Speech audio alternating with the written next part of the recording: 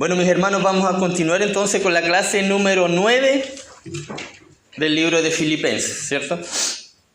Hoy estaremos compartiendo el capítulo 3. Traté de resumir todo el capítulo 3 en una sola clase.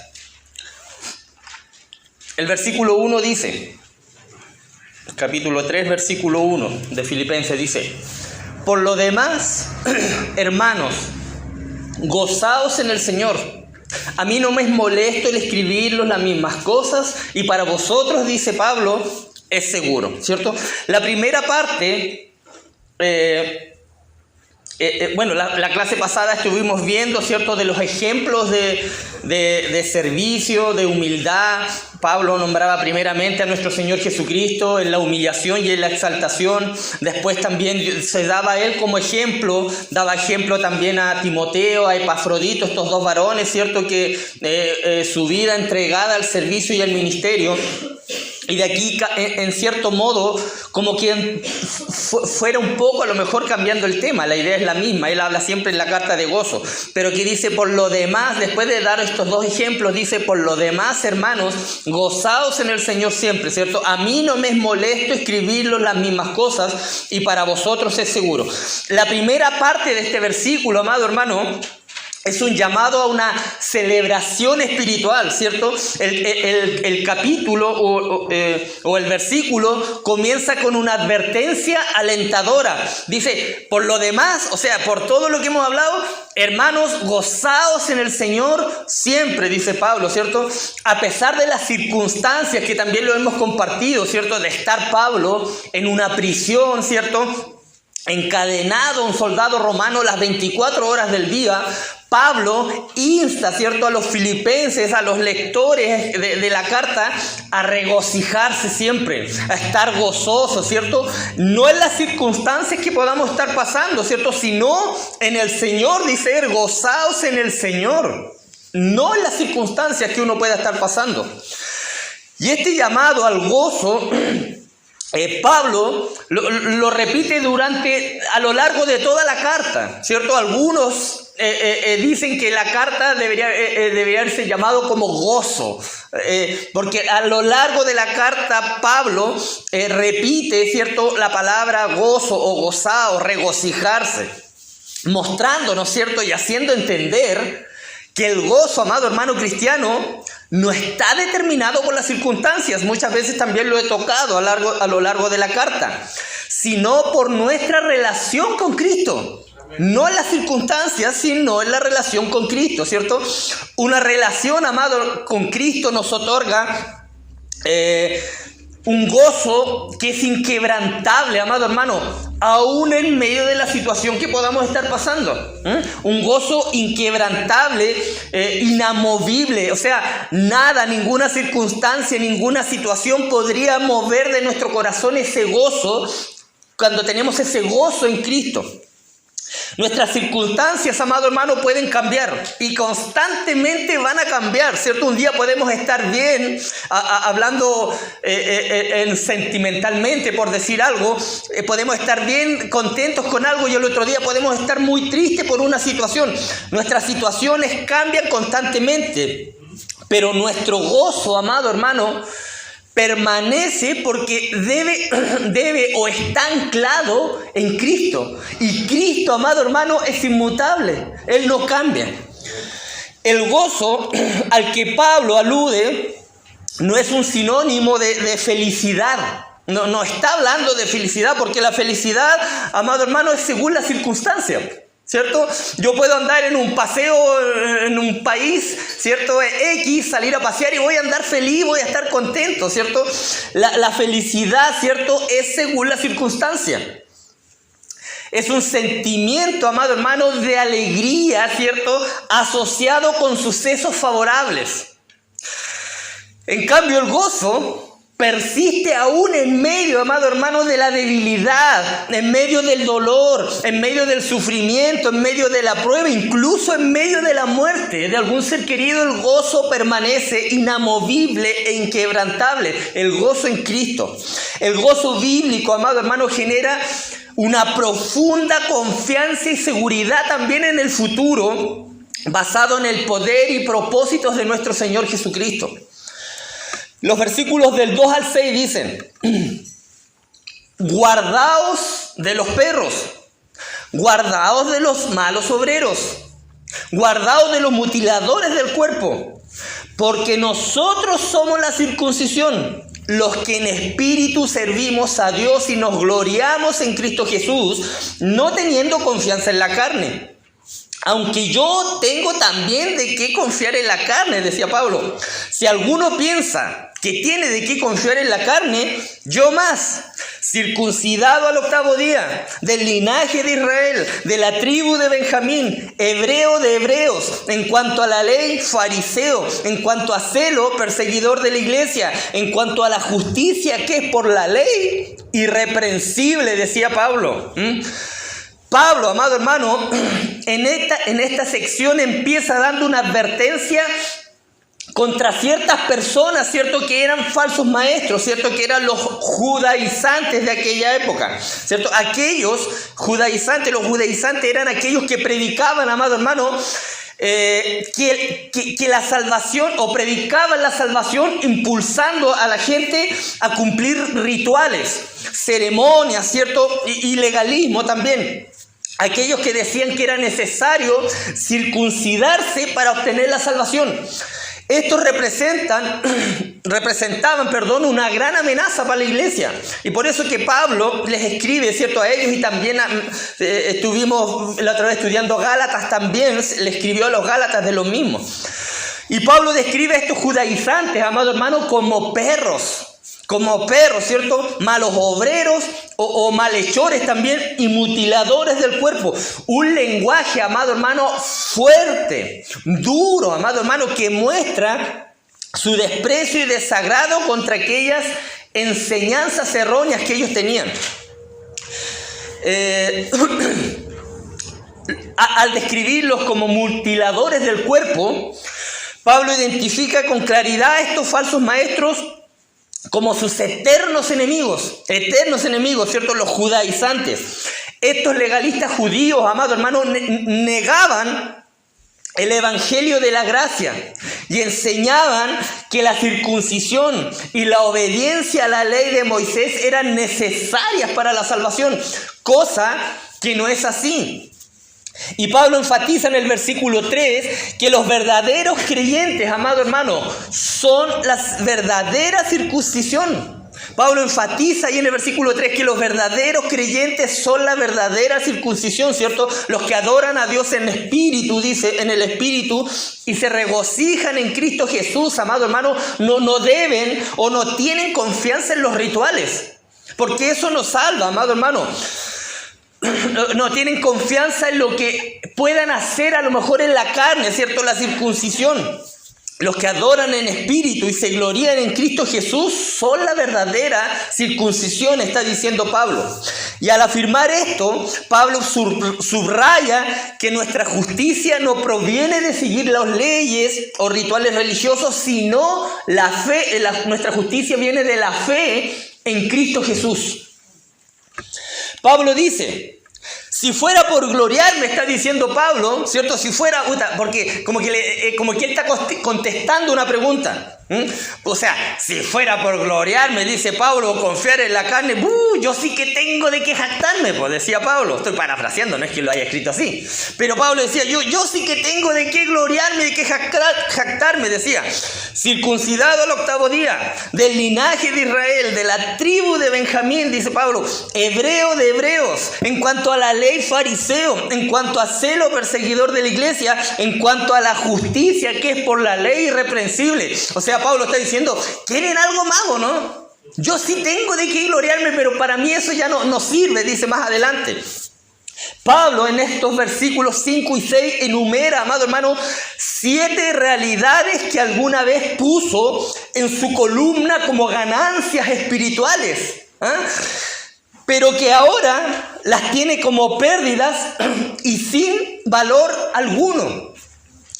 Después de entender el evangelio de Cristo, el apóstol, amado hermano, se dio cuenta de que todas estas credenciales, logros, privilegios, amado hermano, y derechos eran inútiles para tener aceptación frente al Señor.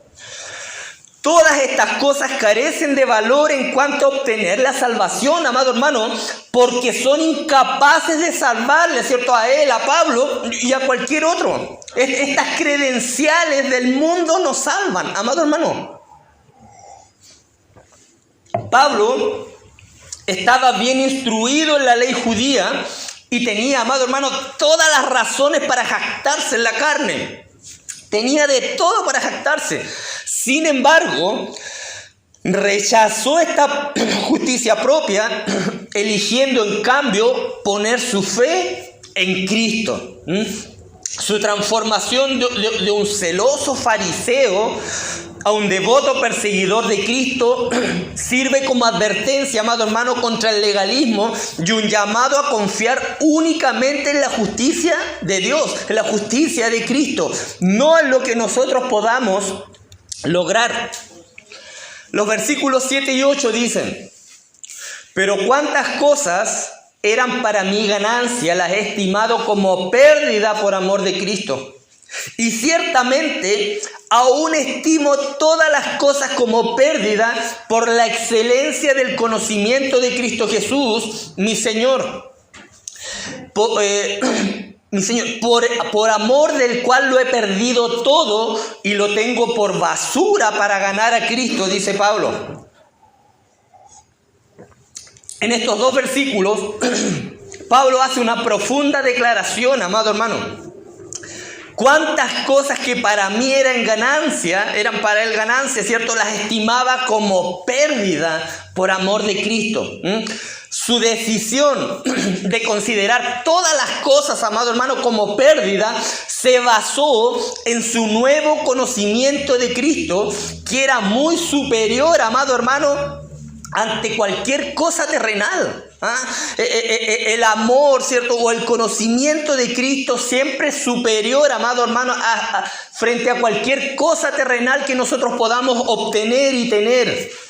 Hermanos, cuando llegamos al conocimiento de Cristo, cualquier cosa que pudiéramos haber alcanzado por nuestros propios méritos pasa a ser pérdida por amor de Cristo, está diciendo Pablo. Pablo no solo consideraba que sus logros pasados no tenían sentido, sino también los consideraba como basura en comparación con el incomparable valor de conocer a Cristo y ser un siervo de Cristo. Hermanos, conocer a Cristo es más valioso que cualquier logro o galardón que podamos obtener aquí en el mundo.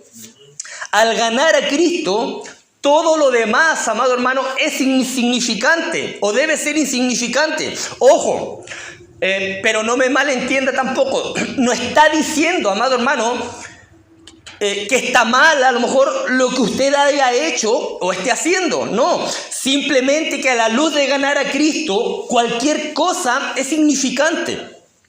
Porque piensen esto, ¿de qué sirven a lo mejor títulos, grandes cargos a lo mejor que uno pueda tener, ¿cierto? Ser homenajeado o cargos obtenidos de acuerdo a nuestro esfuerzo y perseverancia, nosotros los conseguimos. Si Cristo no mora en nuestro corazón, amado hermano, ¿de qué sirve eso, cierto? Es solo algo efímero, algo pasajero, ¿cierto? Que algún día todos dejaremos de existir si es que no viene Cristo antes, ¿cierto? Y nada nos llevaremos, amado hermano. Entonces es insignificante por amor de Cristo, ¿cierto? Bueno, en cambio, si Cristo mora en nuestro corazón primero, amado hermano, si Cristo siempre está primero en todo y está por sobre todas las cosas, cualquier cosa que hagamos también, amado hermano, o cualquier cosa que consigamos para la gloria de Dios, ya tiene otro valor. No es lo mismo que cuando es sin Cristo. Así que Si quiere, amado hermano, prepararse, prepárese. Aquí Pablo nos está diciendo que al final no hagan nada porque todo es insignificante. No, por eso le digo, no me malentienda. Si usted quiere prepararse, amado hermano, prepárese. Si usted quiere estudiar, estudie. Si quiere ser el mejor en su trabajo, amado hermano, sea el mejor en su trabajo. En lo que usted hace, sea el mejor, amado hermano. Está bien eso, pero que siempre sea para glorificar a Dios y ganar a Cristo y a otros para Cristo, amado hermano. Ese es el secreto. En uno de los devocionales diarios de la semana, el pastor decía que el Señor nos da capacidades, ¿cierto? Para poder desarrollarnos, decía él, para hacer negocios, para viajar, habilidades para cocinar, hacer deporte, decía él ahí, una mente para pensar, para organizar, para planear y para proyectarse. Pero que todo sea siempre para la gloria y para la honra de nuestro Señor. Amén. El versículo 9 dice, y ser hallado en él, no teniendo mi propia justicia, que es por la ley, sino la que es por la fe de Cristo, la justicia que es de Dios por la fe. Este versículo, amado hermano, es una declaración radical que marca un cambio significativo de la confianza de la justicia propia a una confianza completa de la justicia en Cristo. Este podría decirse, amado hermano, que es el núcleo del mensaje del Evangelio. La justicia que es por la fe en Cristo. Ese es el centro o el núcleo, como dije recién, del mensaje del Evangelio. La justicia que es por la fe en Cristo, amado hermano. Pablo rechaza la justicia que proviene de seguir la ley. Él la rechaza, ¿cierto? Y es chistoso, amado hermano, porque es la misma justicia que una vez él persiguió con mucho celo. Esa misma justicia que él persiguió y con mucho celo, ahora él la rechaza, ¿cierto? Y esa misma justicia, ese mismo celo que le llevó a matar y martirizar cristianos, amado hermano. Pablo ahora abraza la justicia que viene de Dios por medio de la fe en su Hijo Jesucristo. Es un intercambio divino, amado hermano. Un intercambio que nos hace abrazar también las doctrinas de la cruz, amado hermano. Y estas doctrinas de la cruz son 7. Hace tiempo atrás, años atrás, estudiamos las doctrinas de la cruz. La primera, justificación. La primera doctrina de la cruz, ¿cierto? Que es la respuesta de Dios a una fe genuina. La segunda doctrina es la sustitución, que quiere decir que tomar el lugar de otro, ¿cierto? O de suplir el lugar o reemplazar el lugar de otro. La tercera es la regeneración, ¿cierto? O también podría decirse nuevo nacimiento. Es como la infusión, ¿cierto? O una pócima, ¿cierto? De la naturaleza divina de Dios en nosotros. La cuarta es la santificación, ¿cierto? Y aquí no es nuestra conducta, no está hablando de nuestra conducta o del proceso que nosotros debemos vivir a diario, del cambio de nuestra manera de ser, sino aquí en esta doctrina de la cruz está hablando de que hemos sido apartados para Dios, cuando habla aquí de santificación, porque hay dos tipos de santificación, ¿cierto? Una santificación progresiva, que es la que nosotros debemos vivir diariamente, y hay esta santificación que es cuando el Señor nos aparta, de ser apartado. También está la quinta, que es la redención, que significa ser liberado, ¿cierto? Dejar en libertad por medio de un pago. La sexta, reconciliación, ¿cierto? Que es el objetivo principal, amado hermano, de la obra expiatoria de Cristo. La expiación, voy a explicarlo, es la eliminación del pecado o la eliminación de la culpa por medio en el caso del cristianismo, por medio de un tercero que es Jesucristo. Y la séptima, propiciación, que quiere decir pacificar o apaciguar, ¿cierto? Calmar a lo mejor la ira. Es apartar la ira, ¿cierto? Mediante la satisfacción de la justicia que ha sido violado. La muerte de Cristo en la cruz apaciguó la ira de Dios, ¿cierto? Que nosotros deberíamos haber recibido. por nuestro pecado. Él la apaciguó, eso es propiciación. Siguiendo entonces, Pablo rechaza la justicia que proviene de seguir la ley, lo vimos recién, y ahora abraza la justicia que viene de Dios por medio de la fe en Cristo. Versículos 10 y 11 dicen: a fin de conocerle y el poder de su resurrección y la participación de sus padecimientos, llegando a ser semejante a él en su muerte, y si en alguna manera llegase a la resurrección de los muertos. El deseo de Pablo, amado hermano, de conocer a Cristo va más allá de su comprensión intelectual. Este profundo anhelo de intimidad que tenía Pablo, un anhelo de tener más intimidad con Cristo, lleva a Pablo a desear no solo el triunfo de su resurrección con Cristo, ¿cierto?, sino también la de sus sufrimientos.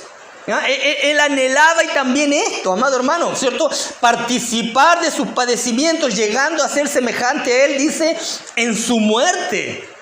Hasta ese profundo anhelo llegaba en la mente de Pablo. Conocer a Cristo también implica compartir, amado hermano, sus sufrimientos y ser conformados a su muerte. Es un llamado a la abnegación, amado hermano, es un llamado a la humildad y el amor sacrificial. Las palabras de Pablo nos recuerdan que el sufrimiento por la causa de Cristo y el Evangelio es parte de nuestro caminar cristiano también. Los versículos 12 al 14 dicen: no que lo haya alcanzado ya, ni que ya sea perfecto, sino que prosigo por ver si logro asir aquello para lo cual fui también asido por Cristo Jesús. Hermanos, yo mismo no pretendo haberlo alcanzado ya, pero una cosa hago, olvidando ciertamente lo que queda atrás y extendiéndome a lo que está delante. Prosigo a la meta, al premio del supremo llamamiento de Dios en Cristo Jesús. Así que todos los que somos perfectos, esto mismo sintamos. Y si otra cosa sentís, esto también os lo revelará Dios. Pero en aquello a que hemos llegado, sigamos una misma regla, sintamos una misma cosa, dice Pablo. Vemos en estos versículos un viaje, amado hermano, hacia la madurez espiritual. Pablo reconoce que no ha alcanzado la madurez espiritual por completo, por lo mismo que dice que prosigue, ¿cierto?, con la esperanza de alcanzarlo. Cuando dice asir, cuando dice por asir, eso significa alcanzar, ¿cierto? Puesto que Cristo dice también me alcanzó a mí primero, dice él. Cuando dice, sino que prosigo a ver si logro alcanzar aquello por la cual yo también fui alcanzado por Cristo Jesús, dice el versículo 12. Eso es lo que quiere decir ahí Pablo.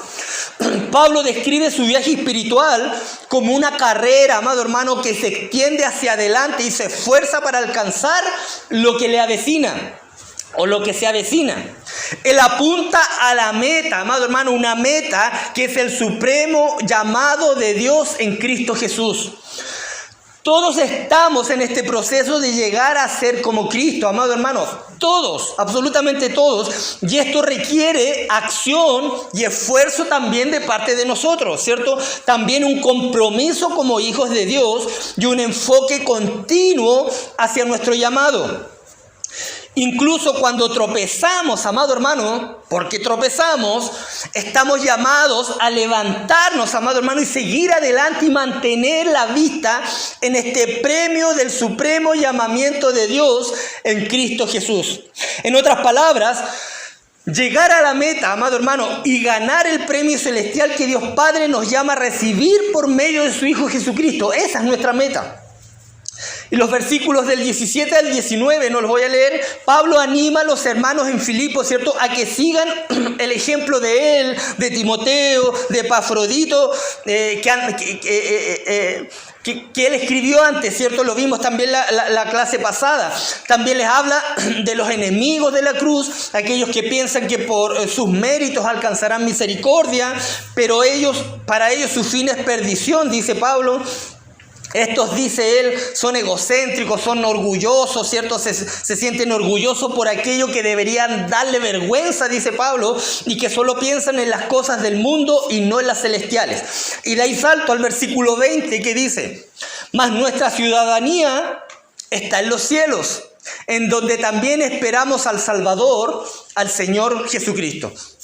Pablo les dice que nuestra verdadera ciudadanía celestial, nuestro verdadero hogar, amado hermano, está en los cielos con Cristo. Ese es nuestro verdadero hogar. Nosotros somos pasajeros aquí en la tierra. Hermanos, este recordatorio, amado hermano, nos brinda una poderosa perspectiva de la vida cristiana, destacando principalmente nuestro destino final, lo cual debería animarnos a vivir, amado hermano, nuestra vida, ¿cierto? Con otra perspectiva, con este enfoque, ¿cierto? Con la esperanza de una eternidad de vida con nuestro Señor y Salvador Jesucristo. Ese era el enfoque de Pablo y debe ser el enfoque de cada cristiano. Versículo 21 dice: el cual transformará el cuerpo de la humillación nuestra para que sea semejante al cuerpo de la gloria suya, por el poder con el cual también, por el cual transformará el cuerpo de la humillación nuestra para que sea semejante al cuerpo de la gloria suya, por el poder con el cual puede también sujetar a sí mismo todas las cosas, dice Pablo. El capítulo concluye diciendo, amado hermano, que la transformación de nuestros cuerpos también es una esperanza gloriosa, dice Pablo. La transformación de nuestros cuerpos también es una esperanza gloriosa, ¿cierto? Esta transformación, amado hermano, de nuestros cuerpos no es meramente un cambio estético. Es una transformación a la semejanza del cuerpo resucitado y glorificado de Cristo. Es una semejanza a Él, ¿cierto? La salvación abarca mucho más que tan solo librarse del infierno, amado hermano. El objetivo final de Dios al redimir a los creyentes es transformar su cuerpo en semejanza al cuerpo de la gloria suya, dice Pablo. Seremos hechos conforme a la imagen de su Hijo, amado hermano, y eso también es una esperanza gloriosa para nosotros. Con cuerpos, transformados, los creyentes podrán convertirse al fin, amado hermano, en la creación perfecta que Dios había planeado para nosotros, ¿cierto? A fin de gozar de la perfecta y eterna comunión con nuestro Señor. Esta transformación nos recuerda, amado hermano, que nuestras luchas, que nuestros dolores, amado hermano, y limitaciones actuales son temporales. Esta transformación trae consuelo también, trae esperanza, especialmente en tiempos de sufrimiento, amado hermano, enfermedad o angustia. Es una esperanza para nosotros. La transformación de nuestros cuerpos significa la redención final de todo nuestro ser, amado hermano, y el cumplimiento de nuestra salvación cuando Cristo regrese. La transformación de nuestros cuerpos significa la redención final de todo nuestro ser. Ahí culminará nuestra redención y estará completa, amado hermano, cuando nuestros cuerpos sean transformados, glorificados. En resumen, Filipenses 3 presenta un hermoso viaje de fe que ofrece una visión profunda de la vida cristiana. Nos enseña sobre el gozo que se encuentra en Cristo, advierte contra los peligros del legalismo y revela el valor incomparable de conocer a Cristo.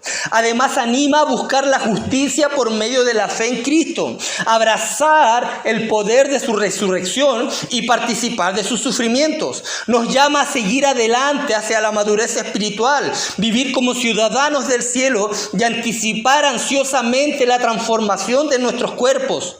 Las enseñanzas que dio Pablo a los filipenses en el capítulo 3, amado hermano, siguen siendo tan oportunas, importantes y relevantes hoy como lo eran cuando Pablo las escribió por primera vez. Nos recuerdan, amado hermano, que nuestra vida cristiana es un viaje continuo, una carrera que se corre con los ojos fijos en el glorioso premio que tenemos por delante, el supremo llamamiento de Dios en Cristo Jesús.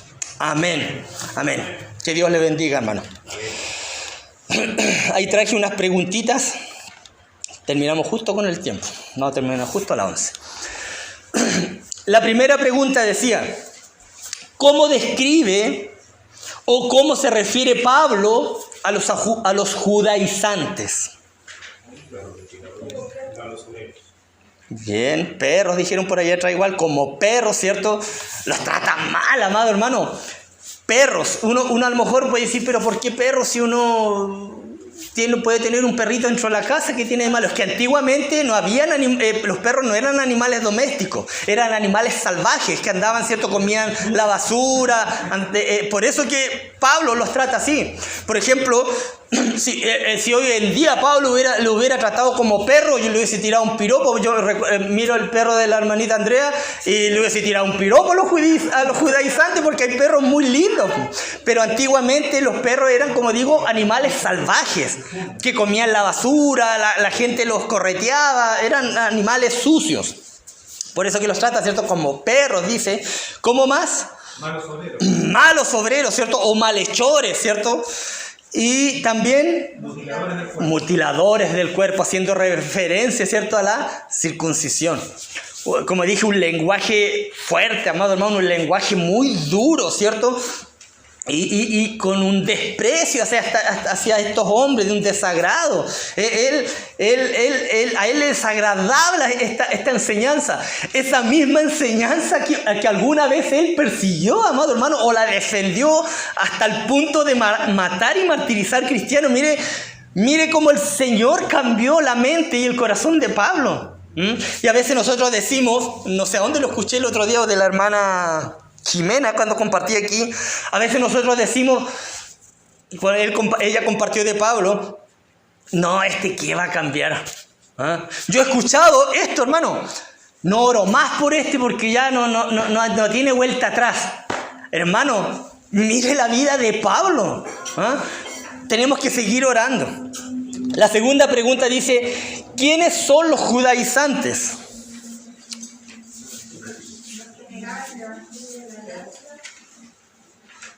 ¿Ya? Exacto, hermana. Mejor respuesta que esa no podía haber sido. Yo tenía una más cortita aquí, decía, son aquellos que dicen que es necesario la circuncisión para ser salvos. Pero la respuesta que fundamentó la hermana está mucho más completa, ¿cierto? Ellos no predicaban el evangelio de la gracia. Ellos predicaban, ¿cierto?, un evangelio que era necesario cumplir rituales, ¿cierto?, ceremonias para poder ser salvos, y sobre todo la circuncisión. Según el versículo 3, ¿quiénes son la verdadera circuncisión? Los verdaderos creyentes. Exacto, ¿cierto? Nosotros somos la verdadera circuncisión, ¿cierto? Los verdaderos creyentes son la verdadera circuncisión. La pregunta número 4 dice, ¿cuáles son las 7 realidades que alguna vez Pablo puso como ganancias espirituales? Ya. De la tribu de Benjamín, Bien. de hebreos, fariseos, perseguidores de la iglesia y irreprensible, ¿cierto? Con él esto se sentía, amado hermano, que Pablo, que tenía todo, ¿cierto? Él sentía que con esto él ya tenía ganado el cielo y que prácticamente el cielo le pertenecía a él, ¿cierto? Él se gloriaba con estas cosas. Por eso dice ahí, si fuera por eso, yo sí que tengo de qué jactarme. Yo sí que tengo, porque yo, mire, circuncidado al 8º día, o sea, justo en el día que estipulaba la ley del linaje de Israel, ¿cierto? De la tribu de Benjamín, una tribu, amado hermano, que era alta junto con la tribu de Judá, por decir algo. Hebreo de hebreos, ¿cierto? En cuanto a la ley, fariseo, amado hermano, en cuanto al celo perseguidor de la iglesia. Y él fue en ese sentido un celoso, ¿cierto? En cuanto a esto, perseguía a los cristianos, los mataba, los martirizaba. Y en cuanto a la justicia que es por la ley, irreprensible. O sea, no había nada de que apuntar a Pablo de que esto de la ley no lo cumpliste. No, porque él la cumplía al pie de la ley y era irreprensible con respecto a la ley. Pero para él todo esto, dice después, es basura. Basura, dice Pablo. Pregunta número 5. Según el versículo 9, ¿cuál podría decirse que es el núcleo del evangelio? La justicia que es por la fe en Cristo, amado hermano, ¿cierto? Ese es como el núcleo del evangelio, ¿cierto? Una fe, ¿cierto? Que es un don también de Dios en Cristo. La 6, esta respuesta es un poquito más larga. ¿Cuántas y cuáles son las doctrinas de la cruz? 7. Son 7, ¿ya? Justificación, Ya. restitución, regeneración, santificación, redención, reconciliación, propiciación. Exacto. Si yo pidiera que alguien me defina una, las dije muy rápido, pero ¿alguien podría definirme una? La santificación. ¿Ya? Apartados para Dios. Apartados para Dios, ¿cierto? Porque como explicaba, hay dos tipos de santificación.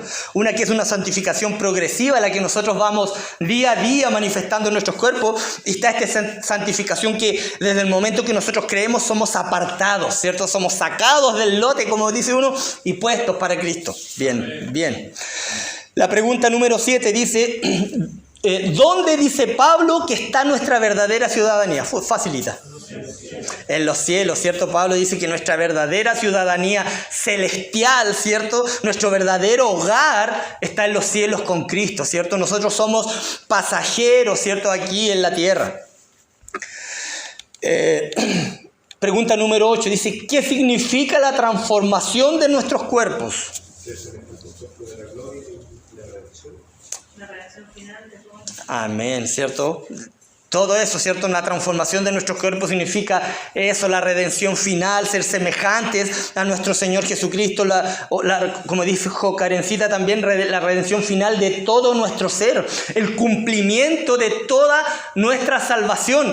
Allí culmina, digamos, seremos perfectos y podremos entender también, amado hermano, esto me llama a mí la atención, podremos entender bien la palabra. Ahí yo me voy a dar cuenta si con respecto al calvinismo, al arminianismo, Sugel Michelin tenía razón o John MacArthur. Ahí me voy a dar cuenta cuál de los dos está equivocado, amado hermano, ¿cierto?